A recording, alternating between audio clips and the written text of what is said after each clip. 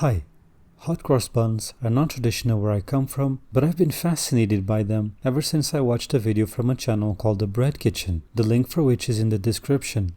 They are traditionally eaten in the United Kingdom in the Commonwealth countries on Holy Friday to mark the end of Lent. This is my take on them with a slight twist when it comes to the decoration. The first thing I'll do is toast my whole spices. I'm grating the nutmeg because all my coffee grinder does is swirl it around. I'm keeping the spices on medium heat until they become fragrant and aromatic. When they're toasty, I'm gonna grind them. The ginger powder is added right here. If you don't have whole spices, you can use already ground ones, and in the description of this video I tell you more about that. It smells incredible. Now I'll place my spice mix in a small bowl to get it ready for my next trick, which is a flavoring paste. Into a small bowl, I'm adding salt, unsalted butter, and sugar. As for the spice mix, I'm adding 2 regular teaspoons or about half.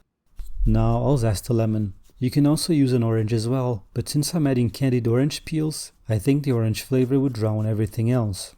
That's what I call a seriously zested lemon. The skin of the naked lemon goes in now. Now I'm just gonna place this aside and start working on the dough. I'm cracking 2 eggs into a small bowl and then beating it with a fork. Now that's set aside for a little while. Into a large bowl, I'm adding strong white flour, that is flour with between 12 to 13% protein content. Legend says that not making a knead well in the flour will cause your bread to combust. In goes the optional vanilla and 50 grams of beaten egg. And now, cold whole milk. This is a fresh yeast cube weighing 15 grams. I'm going to use about half, which would be around 7 to 8 grams if I were weighing it, which I won't be. Just break the yeast cube right in. The best instrument I found to mix bread dough at home is a fork, so I'm using it to combine all the ingredients. When they have been dutifully combined, I'll clean the bowl some and start kneading it on the counter with no additional flour added on it. The dough doesn't have to be terribly smooth at this stage, because it's gonna be tortured some more later on. Now I'll place it in a smaller bowl, cover it with cling film, and put it in the oven with the light on for the initial fermentation of around 60 minutes. When the time is almost up, the butter will have softened, so I'll mash it to combine into a paste. No need to beat this, I simply want to combine it. When it is combined, I set it aside. Now I take the dough out of the oven, place it on my flourless counter and deflate it into a rectangle. I'm now going to add the flavoring paste. I spread half of it on the dough, close it, and start chopping it to pieces.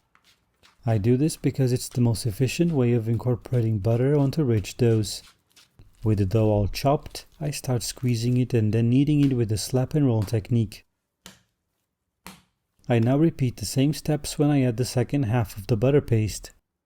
I show this technique in more depth in my whole wheat sourdough sandwich bread recipe, the link for which is in the description. When the dough has taken shape, I shape it some more, place it in a bowl again, and let it ferment in the oven for another 60 minutes or so. As that's happening, I'll prep my additions. I'm gonna keep this one fairly traditional with raisins and candied orange peel. There's a link in the description for this candied orange peel recipe in case you're interested. After the dough has fermented again, I'll add my fruit by first deflating the dough into a rectangle again, sprinkling on the fruit, and then rolling it like a carpet. The dough is chopped again and squeezed back together once more. I now weigh the whole thing and divide it by 12, but you can do it by 15. Next up is the task of weighing each dough piece. I now give them a pre-shape and let them rest for 5 minutes before the final shaping. And here they are in a buttered baking tray. I take the baking tray to the oven, still only with the light on, for the final fermentation. As that's happening, I'll work on my decoration paste, which consists of flour, powdered sugar, butter, and salt. Don't skip the salt. I'll squeeze everything together with my fingers, then give it a slight knead until I get a paste with a consistency similar to clay. I now take one small ball, roll it into a cylinder between my hands, place it on parchment paper, and repeat the process with a smaller ball to form the cross, pressing the junction lightly. The fact that the crosses are all slightly different is what makes it beautiful in my opinion, because this wasn't made by a robot or a machine. There they all are. Here's another idea for the cross. Place the dough between 2 sheets of parchment paper, roll it, cut it in half, then cut it into 6 pieces, tidy up the edges, then cut it into 12 rectangles. Take each rectangle and cut it into a cross. You can also use a cross cookie cutter. These are my 3 ideas for the decoration. When the buns have fermented enough, I take them out of the oven, start heating it up, and brush them with a beaten egg that was left over from before. I don't know about you, but those silicone brushes they sell have only ever succeeded in making me aggravated, so I use a hog hair bristle brush that I got at a hardware store and sterilized with soap and boiling water instead.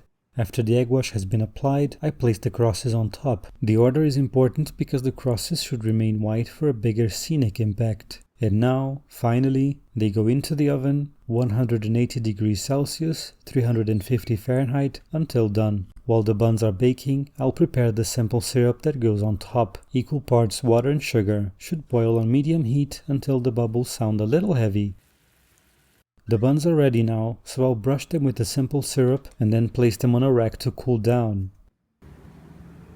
These buns are really soft and also beautiful, if I may say so myself.